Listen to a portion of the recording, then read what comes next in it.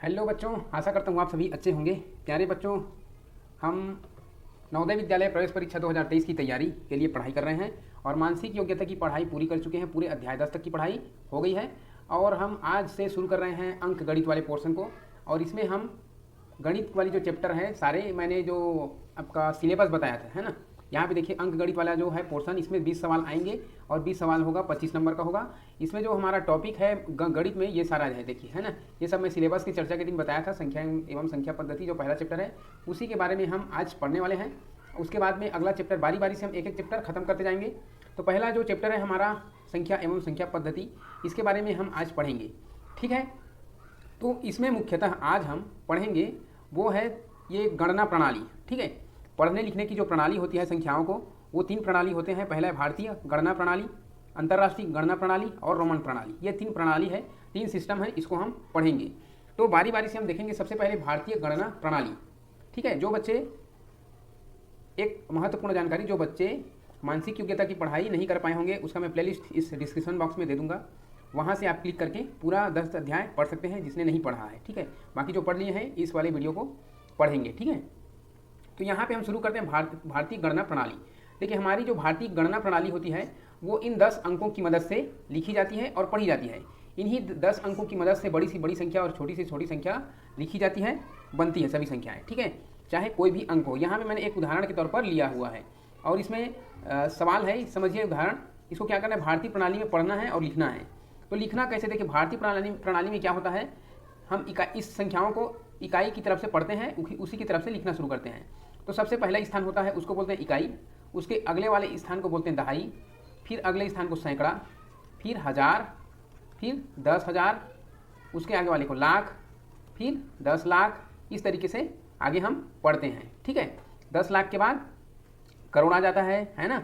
तो यहाँ पे ये जो संख्या, इसको हमको भारतीय प्रणाली में पढ़ना है, कैसे पढ़ना है और लिखना है। तो देखिए यहाँ पे हम इकाई दहाई अलग अलग स्थान लिख लिए हैं। तो इस पूरी संख्या को यहाँ पे हम लिख के देख लेते हैं, ठीक है। तो सबसे इकाई में है 7 है, फिर दहाई में 1 है, सैकड़े पे 8, फिर यहाँ पे 3, फिर यहाँ पे 1 है, 5, सॉरी, हज़ार पे 3, और ये यहाँ से ये 10,000 वाली कलम है, एक कलम है, ठीक है। फिर लाख वाली है, फिर 10 लाख वाली है। 3 के आगे क्या है, 1 है, यहाँ पे 1, फिर 5, यहाँ पे 10 लाख के स्थान पर 3 है, 4, 3, 7, हाँ 10 लाख के आगे और रहेगा 3, और यहाँ पे 6। तो 10 लाख के बाद यहाँ पे आता है करोड़ और इसके आगे रहेगा 10 करोड़, ठीक है। इस तरीके से आपको ऊपर में नहीं समझ आ रहा होगा, इसको मैं इरेज कर देता हूँ, ठीक है। हम नीचे समझ लेते हैं इस बात को, ठीक है। तो यहाँ पे देखिए मैं यही इसी के ऊपर लिख देता हूँ। 6 है, 3 है, 5 1 है, 3 8 है और 1 7। ये है बच्चों इकाई। पहला स्थान इकाई बोलते हैं, दूसरे स्थान को दहाई, फिर सैकड़ा, फिर ये हज़ार, इस वाले स्थान को बोलते हैं 10,000, फिर इस वाले स्थान को लाख, यहाँ इस वाले स्थान को 10 लाख, यहाँ पे करोड़, यहाँ पे 10 करोड़, ठीक। तो इस तरह से हैं। तो अब इसको पढ़ना कैसे, लिखना तो इस तरीके से ही लिखा जाएगा अंकों में, ठीक है। अगर शब्दों में लिखेंगे तो जैसा हम पढ़ेंगे वैसे लिखेंगे। तो देखिए हम इसको कैसे पढ़ेंगे। अगर इस 10 करोड़ के स्थान पर 6 है और यहाँ करोड़ के स्थान पर 3 है, तो इन दोनों को हम मिलाकर एक साथ करोड़ बोलेंगे। 10 करोड़ तो 6 दम 60 करोड़ हुआ और ये 3 करोड़, ठीक, ये 63 करोड़ हो गए। तो यहाँ पे हम लिखते हैं 63 करोड़, ठीक। अब यह लाख और 10 लाख, ये दोनों के स्थान पर क्या है, 35 है, ठीक है। ये 10 लाख के स्थान पर 3 है अर्थात 30 लाख हुआ, और लाख के स्थान पर 5 है तो 5 लाख, 30 5 35 लाख। ये 63 करोड़ 35 लाख। और ये हज़ार और 10,000 के स्थान पर देखिए क्या है, यहाँ पे 3 है, यहाँ पे 1 है। 10,000 के स्थान पर 1 है अर्थात 1 10,000, और यहाँ पे 3, तो 10 है 3 13,000। तो 35 लाख के बाद हम लिखेंगे 13,000। और यहाँ सैकड़े के स्थान पर देखिए 8 है तो 800, यहाँ पे लास्ट में है 17, 1 दहाई का 10, 7 इकाई का 7, 10 7 17। तो ये इस तरीके से हम पढ़ते हैं और लिखते हैं। भारतीय गणना प्रणाली इस तरीके से पढ़ा जाता है और लिखा जाता है। इसके बाद में भारतीय गणना प्रणाली से संबंधित कुछ और भी क्वेश्चन हैं इस उदाहरण के अलावा, उसको हम देख लेते हैं क्या क्या क्वेश्चन है। यहाँ पे देखिए, भारतीय गणना प्रणाली में शब्दों में लिखिए। तो यहाँ पे एक संख्या दिया हुआ है, इसको हमको शब्दों में लिखना है। तो यहाँ पे देखिए इकाई, दहाई, सैकड़ा, हज़ार, 10,000। 10,000 अर्थात ये 90,000 है। और 1000 के स्थान पर 5 है तो ये 95,000 हुआ। ठीक है, अगर शब्दों में लिखेंगे 95,000, ठीक, और 876, तो 95,876 कहाँ है, देखिए यहाँ पे देखिए दूसरा ऑप्शन आपको कंफ्यूज करने के लिए इस तरीके से डबल डबल दिया है। तो इसमें देखिए लाख लिखा है, 95 लाख, हमारा 95,000 है, तो आप 1000 वाले ऑप्शन को टिक मारना है आपको। ठीक है, तो ये ऑप्शन नंबर 3 इसका सही आंसर है। ठीक है, तो एक और क्वेश्चन मैंने लिया, यहाँ पे देखिए अंकों में लिखिए 70,364। अगर इस तरह से लिखा हुआ हो 70,364 शब्दों में लिखा है और आपको अंकों में लिखना है, ठीक है, तो आप क्या करेंगे, तो सबसे पहली आप 10,000 तक की इकाई दहाई स्थान बना लीजिए। इकाई दहाई सैकड़ा हज़ार और 10,000। ठीक है, अगर 70,000 पूछा है क्योंकि 70 में 2 अंक होती है, यहाँ पे 1000 में स्थान पर 0 आएगा और 10,000 के स्थान पर 70 आएगा, 7 धाम 70। ठीक है, अब क्या पूछा है 70,000 के बाद 300, तो सैकड़े के स्थान पर 3 लिखिए, 64 यहाँ पे 64। ठीक है, तो ये हो गए हमारा अंक। इस तरीके से ऑप्शन कहाँ पर है देख लीजिए, ये ऑप्शन नंबर फर्स्ट, यह हमारा आंसर है। ठीक है, तो इस तरीके से आपको स्थान को लिखना पड़ेगा, उसके बाद स्थान में आप जमा के देख लेंगे कि हमारा सही आंसर कौन होगा। ठीक, ये हुआ इससे भारतीय गणना प्रणाली से संबंधित 2 उदाहरण। हम और भी बहुत सारे सवाल देखेंगे, है ना। यहाँ पे देखिए स्थानीय मान देख लेते हैं, क्योंकि ये भी भारतीय गणना प्रणाली की हिस्सा है कि हम किसी भी अंक को किस स्थान पर लिखे हैं उसका क्या मान है वो। ठीक है, तो स्थानीय मान क्या होता है, सामान्यतः जो संख्या लिखी होती है उसके स्थान के अनुसार ही उसका गुना हुआ होता है। ठीक है, अगर 5 सैकड़े के स्थान पर है तो सैकड़े में 100 का गुणा किया जाता है, तो 5 है सैकड़े में, तो 5 और गुणा 100 करेंगे तो ये 500 हो जाएगा। ठीक है, अर्थात सैकड़े पर 5 है तो उसका स्थानीय मान 500 होगा। ठीक, अगर कोई संख्या इकाई में है, यहाँ पे इकाई में 3 है तो इकाई में 1 का गुणा होता है। ठीक, तो जैसे 3 है तो 1 का गुणा करेंगे, 3 एकम 3, अर्थात इकाई में 3 का स्थानीय मान 3 ही होगा। अगर दहाई में यहाँ पे 6 है, देखिए तो 6 है तो 6 में दहाई में 10 का गुणा होता है, तो 6 दहम 60 हो गया, तो 6 का स्थानीय मान 60 हो गया। यहाँ पे सैकड़े में 5 है तो सैकड़े में 100 का गुणा होता है, तो 5 गुणा 100, ये 500 हो गया। ठीक है, इस तरीके से 1000 के स्थान पर 1000 का गुणा होता है, 10,000 के स्थान पर 10,000 का गुणा होता है, ये क्रमशः आगे बढ़ता है। इसी प्रकार से बढ़ता हुआ क्रम बढ़ता है इसका। ठीक है, या आप यह भी समझ सकते हैं, अगर इस तरह से संख्या दिया हुआ है और आपको बोला जाए कि इस 4 का स्थानीय मान बताइए, ठीक है, तो आप सीधा सीधा क्या करेंगे, इस 4 को लिखिए, इसके आगे इकाई की तरफ कितने अंक है, 1 2 3 4, 4 जीरो लगाइए, उसका स्थानीय मान बन गया, ये 40,000 है। यहाँ पे 4 का स्थानीय मान 40,000 है। ठीक है, ये सबसे सरल तरीका, इस तरह से गुणा करने से भी सरल है वो। ठीक है, अगर हमको इस 5 का स्थानीय मान निकालना हो तो हम इस 5 को लिखेंगे, इसके आगे जितने भी अंक है 1 2 3 4 5 6, यहाँ 6 जीरो हम लगा देंगे, 4 5 6, ये हो गया। ठीक है, इकाई दहाई सैकड़ा 1000 10,000 लाख 10 लाख, तो ये 50 लाख इसका स्थानीय मान है। ठीक, तो ये पूरा जो संख्या लिखा हुआ है यहाँ पे ये लिखा है 50,48,563 लिखा हुआ है। ठीक, तो इस तरह से आपको स्थानीय मान पढ़ना है, लिखना है, किस तरह से करना है सवाल, इससे संबंधित कुछ सवाल होंगे तो देख लेते हैं।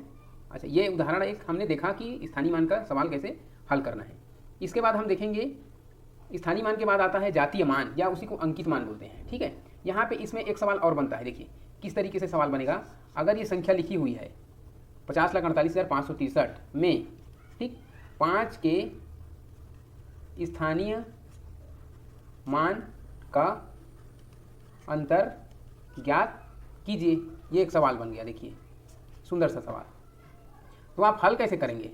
ठीक, तो मैंने बताया आपको यहाँ पे क्या पूछा है, इस संख्या में 5 के स्थानीय मान का अंतर ज्ञात कीजिए। अंतर पूछ रहा है मतलब घटाना पूछ रहा है कि उनके बीच में कितना अंतर है, अर्थात यहाँ पे 2 5 होगा तभी अंतर हुआ पूछ रहे हैं ना, 1 5 यहाँ पे है 1 5 यहाँ पे है, और दोनों का हमको स्थानीय मान निकालना है, उसके बाद अंतर निकालना है। तो पहले वाले 5 का स्थानीय मान क्या होगा, 5 को लिखेंगे, इसके आगे जितने भी अंक है 2 3 4 5 6, यहाँ पे हम 6 जीरो लगाएंगे, 2 1 2 3 4 5 6। इसके बाद में 1 5 यहाँ पे है, इसके आगे 2 संख्या है, हम 5 लिखेंगे, इसके आगे 2 जीरो लगाएंगे। अब इसका अंतर निकालना है मतलब घटाएंगे, तो यहाँ पे 0 में 0 घटाएंगे तो कुछ बचेगा नहीं, 10 में से 5 घटाएंगे 5 बचेगा, और ये हो गया 9, यहाँ पे 9, यहाँ पे 9, ये 5 था वो 4 बन गया। ठीक है, तो इस तरीके से इसका आंसर आएगा। ठीक, इसका अंतर इस प्रकार से स्थानीय मान से संबंधित सवाल आपको पूछे जाएंगे। अब हम देखते हैं जातीय मान या अंकित मान। तो अंकित मान क्या होता है, किसी भी संख्या में अगर इस सवाल में आपको पूछे कि 4 का अंकित मान या जातीय मान बताइए, तो 4 का जातीय मान 4 ही होगा। 8 का अगर पूछता है तो 8 ही होगा। इसमें कोई जीरो वगैरह लगाने की जरूरत नहीं है। जिस संख्या को पूछता है, 3 को पूछता है तो उसका जातीय मान 3 है, अंकित मान 3 है। 6 का पूछेगा तो 6 है। जिस किसी का भी संख्या का भी पूछे, अगर 5 का पूछता है तो 5 है इसका अंकित मान। ठीक, अब इसके बाद ये बहुत सरल है, अंकित मान जातीय मान। ठीक, इससे रिलेटेड क्वेश्चन शायद ही पूछेगा, बहुत सरल है, लेकिन आपको जानकारी होना चाहिए कि अंकित मान क्या होता है। सेम हो जाए, जितना दिखता है वही उसका अंकित मान है। ठीक है, अब यहाँ पे देखिए एक और टॉपिक है, पूर्ववर्ती संख्या, अपवर्ती संख्या। अपवर्ती को उत्तरवर्ती भी बोलते हैं, अनुवर्ती भी बोलते हैं। ठीक है, तो पूर्ववर्ती का मतलब होता है पूर्व की संख्या, पूर्व अर्थात पहले की संख्या। तो एक पहले, तो 60 से एक पहले क्या आएगा, यहाँ पे कुछ उदाहरण है। 60 से एक पहले संख्या 59 आएगा। ठीक, 56 से एक पहले संख्या 55 आएगा। 47 से एक पहले 46 आएगा। 100 से एक पहले 99 आएगा। 89 से एक पहले 88 आएगा। तो ये सारे क्या है, पूर्ववर्ती संख्या है, पूर्ववर्ती संख्या का उदाहरण इस प्रकार से। लेकिन आपको इतने छोटे छोटे सवाल नहीं पूछे जाएंगे। ठीक है, आपको पूछा जाएगा 48,949 का पूर्ववर्ती संख्या क्या होगी, ऑप्शन में आपको चूज करना है। तो 48,949 का 948 होगा। ठीक, इस तरीके से बड़ा बड़ा आंकड़े में पूछेंगे आपको सवाल। ठीक है, यहाँ पे मैंने छोटा छोटा उदाहरण दिया ताकि आपको समझ में तो आए पहले कि करना क्या है हमको। अनुवर्ती संख्या, अपवर्ती संख्या, उत्तरवर्ती संख्या, ये तीनों का मतलब एक ही है और इसका मतलब होता है +1 या एक बाद वाली संख्या। ठीक है, इसमें -1 रहता है। एक पहले की संख्या 60 में घटा दिए, एक माइनस किए 59 आया, ये सब माइनस वाले हैं। +1 का मतलब है एक आगे बढ़ा के बताना, इसमें अनुवर्ती अपवर्ती संख्या में। ठीक है, उत्तरवर्ती बोलते इसी को। तो 60 का उत्तरवर्ती या अपवर्ती 61 होगा, 56 का 57 होगा, 47 का 48 होगा, 100 का 101 होगा और 89 का 90 होगा। ठीक है, इस प्रकार से अब आप जान गए कि पूर्ववर्ती संख्या क्या है, अपवर्ती संख्या क्या है, अंकित मान जातीय मान क्या है, स्थानीय मान क्या है। इससे रिलेटेड हम कुछ क्वेश्चन देख लेते हैं कि किस प्रकार से क्वेश्चन पूछे जाते हैं। तो यहाँ पे देखिए एक सवाल है, 6453 में 6 के स्थानीय मान तथा अंकित मान में अंतर क्या होगा। इन चारों ऑप्शन में से कौन सा ऑप्शन सही होगा। अगर आपको बन रहा हो तो कुछ समय है, आप कमेंट करके बताइए कि इसका आंसर क्या हो सकता है। ठीक है, तो यहाँ पे मैं आपको हल करके बता रहा हूँ। देखिए यहाँ पे 6 का स्थानीय मान, तो 6 को आप यहाँ पे लिखिए, यहाँ पे हमने लिख दिया। इसके आगे जितने भी अंक है 3 अंक है, तो हमने यहाँ पे 3 जीरो लगा दिए, ये 6 का स्थानीय मान बन गया। अब पूछ रहा है कि अंकित मान, इस 6 के स्थानीय मान तो हमने लिख लिया, तथा अंकित मान भी लिखना है। तो 6 का अंकित मान 6 ही होगा, चाहे वो किसी स्थान पर रहे। अब क्या पूछा है, इसका अंतर पूछा है। अंतर मतलब घटाना होता है, तो यहाँ पे हम घटा देंगे। ठीक है, अब अंतर हम बताएंगे इसका घटा के। तो यहाँ पे 0 में से 6 घटेगा नहीं, यहाँ से हम इसको चिल्लर करते लाएंगे, ये हो जाएगा 10, 10 में 6 घटेगा, यहाँ पे बचेगा 4, यहाँ पे बचेगा 9, यहाँ पे बचेगा 9 और ये बच जाएगा 5। तो इस तरह के ऑप्शन कहाँ पर है जरा देखिए। तो ऑप्शन नंबर 2 नहीं, ऑप्शन नंबर 1 5994। ठीक, ये है पहला ऑप्शन उत्तर। एक और प्रश्न है, यहाँ पे क्या है, संख्या कुछ दिया हुआ है 59,368 में सबसे अधिक स्थानीय मान किसका है। अब ये ऑप्शन दे दिया, 9 का है, 8 का है, 5 का है, 6 का है, किसका है जरा आप बता दें हमको, आप कमेंट करके बता दें जरा किसका आंसर कौन सा सही है। तो बच्चों इसका आंसर आपको सबसे पहले स्थान पर जो भी अंक रहेगा, जीरो को छोड़कर ना, अगर जीरो रहेगा तो आपको उसको टिक नहीं मानना है। अगर सबसे पहले स्थान पर जो भी संख्या है वही आपका आंसर होगा। ठीक, इसका सबसे ज़्यादा स्थानीय मान होगा जो सबसे आगे में रहेगा। तो आगे में 5 है, इसका ऑप्शन 5। ठीक है, चूँकि ये 10,000 के स्थान पर है, इसका सीधा सीधा स्थानीय मान 50,000 हो रहा है। बाकी का इसका 9,000 होगा, इसका 300 होगा, ये सारे छोटे होंगे फिर, है ना। तो सबसे सामने जो होगा वही इसका इस तरह के सवाल में आंसर बनेगा। ठीक, एक और सवाल देखिए, 16,540 की अनुवर्ती, अनुवर्ती मतलब बाद वाला। तो यहाँ पे 16,540 है, तो एक बढ़ाएंगे तो 16,541। ऑप्शन कहाँ पर है, 541, ऑप्शन नंबर पहला। ठीक, तो इसका उत्तर पहला है। ठीक है, तो इसके बाद हम कुछ और, ये हो गए सारे भारतीय गणना प्रणाली से संबंधित कुछ बातें और उससे संबंधित सवाल। ठीक है, अब हम आगे देखेंगे अंतर्राष्ट्रीय गणना प्रणाली, हमारा टॉपिक दूसरा। यहाँ पे अंतर्राष्ट्रीय गणना प्रणाली, इसमें क्या होता है, अंक तो वही होते हैं 0 से लेकर 0, 1, 2, 3, 4, 5, 6, 7, 8 और 9, ये अंक उतने ही होते हैं। लेकिन पढ़ने और लिखने की जो इसका सिस्टम है वो थोड़ा अलग होता है हमसे। यहाँ से देखिए, हम स्थान जो है इसका 10,000 तक तो सेम है। इसके बाद 10,000 के बाद हमारे सिस्टम में लाख आता है, 10,000 के बाद लाख। इसमें 10,000 के बाद क्या आया है, देखिए 100,000 आया है ना। लाख के बाद आता है 10 लाख, हमारे में 10 लाख। इसमें 10 लाख के बाद इसमें क्या आया है, मिलियन आ गया है, अर्थात हमारा जो 10 लाख है वो उसके 1 मिलियन के बराबर है। ठीक, तो इस तरह से समझना इसको। तो यहाँ पे हम देखेंगे इस स्थान के हिसाब से यहाँ पे हम इसको देखेंगे कि ये क्या लिखा है। यहाँ है 3 2 1 5 4 6 8। अभी हम इसको देखेंगे इकाई, ये दहाई, ये हज़ार, इसमें 10,000 ये वाला स्थान, और देखिए 10,000 के बाद लाख होता है हमारे सिस्टम में, इसमें होता है 100,000। ठीक, 100,000 के बाद होता है इसमें मिलियन। ठीक, यहाँ पे 10 मिलियन। ठीक है, तो इसको हम पढ़ेंगे अंतर्राष्ट्रीय गणना प्रणाली में, हम पढ़ेंगे इसको। यहाँ पे देखिए 10 मिलियन में 3 है अर्थात 30 मिलियन हो गए, और मिलियन में 2 है तो 32 मिलियन। हम इन दोनों को एक साथ पढ़ेंगे, तो हम इसको लिखेंगे शब्दों में 32 मिलियन। क्या लिखेंगे? 32 मिलियन। और यहाँ पे देखिए 100,000, 100,000, 10,000 और 1000, इस 1000 वाले पोर्शन को तीनों को एक साथ पढ़ना है। इसको हम क्या लिखेंगे? 154,000, 154,068। इस प्रकार से अंतर्राष्ट्रीय गणना प्रणाली में पढ़ा जाता है और लिखा जाता है। ये एक उदाहरण के रूप में मैंने आपको प्रश्न लिया है। अगर इस तरह के सवाल आएंगे और यहाँ पे पूछा जाएगा कि अंतर्राष्ट्रीय गणना प्रणाली में इसको किस प्रकार से लिखा जाएगा, तो इसको इस प्रकार से लिखा जाएगा। आपको ऑप्शन चूज करके सिलेक्ट करना है। ठीक है, तो ये हो गया अंतर्राष्ट्रीय गणना प्रणाली। इससे संबंधित एक उदाहरण भी हमने देखा। अब हम देखेंगे रोमन प्रणाली।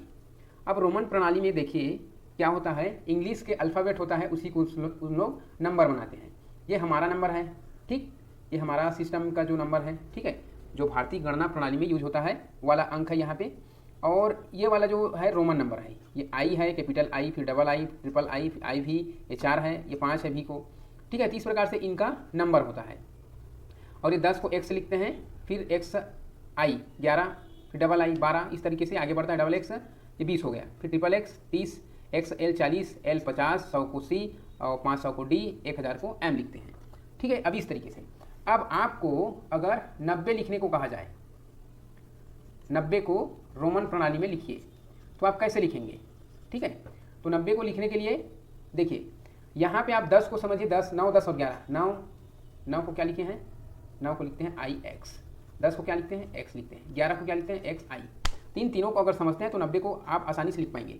10 को एक्स लिखते हैं, तो 10 में एक कम होता है 9, तो यहाँ पे एक को सामने लगा दिया है। इसका जो एक है आई की तरह होता है, और एक को सामने लगा देने से एक कम हो गया, तो 10 में एक कम को इस तरीके से लिखा जाता है। ये 9 बन गया। अगर एक बढ़ाना है तो सामने लगा दीजिए, यहाँ पे देखिए एक्स में सामने लगा दिए हैं, इस पार लगा दिए तो एक बढ़ गया, ये 11 बन गया। उसी प्रकार से अगर यहाँ पे 100 सी है, तो सी के सामने हम 10 लगा देंगे, 10 कम हो गया अर्थात ये 90 बन गए। एक्स सी बराबर 90। अगर सी में हम एक्स को इस पार लगा दें तो ये बन जाएगा 110। ठीक, ये और सी का बराबर 100। ये हो गया आसान तरीका। तो 90 को इस प्रकार से लिखा जाएगा एक्स सी। ठीक, समझ में आ गया? तो ये हुआ आपका रोमन प्रणाली। इससे संबंधित एक सवाल है बच्चों, यहाँ पे हल करके देख लेते हैं। यहाँ पे है IBCD IX से किस संख्या का बोध होता है? ये है रोमन नंबर, और हमारा भारतीय प्रणाली में बताना है कि ये किस संख्या को बता रहा है। तो देखिए IX अर्थात होता है, IX का मतलब होता है 9। यहाँ पे है D, तो D को मैंने अभी बताया, D होता है 500। ठीक है, तो D का मतलब है 500। ठीक, यहाँ पे हमने लिखा 500, लेकिन इस 500 के आगे C लगा है, और C का मतलब होता है 100, और किसी अंक के सामने अगर लगा हो सामने अर्थात उसका मतलब होता है कम। तो यहाँ पे हम करेंगे 500 में सामने C लगा है तो 100 कम करेंगे, अर्थात इसका मतलब हो गया 400। 500 में 100 कम हो गए तो 400 हो गया। अब ये CDIX तक तो हमने जान लिया, ये 400 हो गए, ये 9 हो गए। अब यहाँ पे है IV का मतलब होता है I और V का मतलब होता है 4। ठीक है, और ये चौथे स्थान पर है, तो यहाँ पे 400 हो गए और ये 9 हो गए, तो ये 409 हो गए। ठीक, और ये 1000 स्थान पर ये है, तो ये 4409। तो यहाँ पे 4409 कहाँ पर है? Option number 3। तो ये ऑप्शन नंबर 3 सही आंसर। ठीक है, तो इस तरीके से आपको अगर इस तरह के सवाल आएंगे तो आपको इस तरीके से हल करना है, बनाना है, आपको इसकी समझ होनी चाहिए। ठीक है, तो ये है इससे संबंधित मैं आज जितने भी हम पढ़े हैं इससे संबंधित मैं होमवर्क आपको ग्रुप में शेयर कर रहा हूँ। आप उसको बनाकर भेजिएगा, ग्रुप में शेयर करिएगा, और इसके बाद देखेंगे हम संख्याओं के बारे में अगली वीडियो में। तो आज के लिए बस इतना ही। आप वीडियो से बने रहे, इसके लिए आपको थैंक यू सो मच। और वीडियो अच्छा लगा हो तो आप ज़रूर लाइक करिएगा, लाइक बटन दबाइएगा, और चैनल को सब्सक्राइब करके रखिएगा ताकि अगला वीडियो जैसे ही रिलीज़ हो तो सबसे पहले आपको पता चले। ठीक है।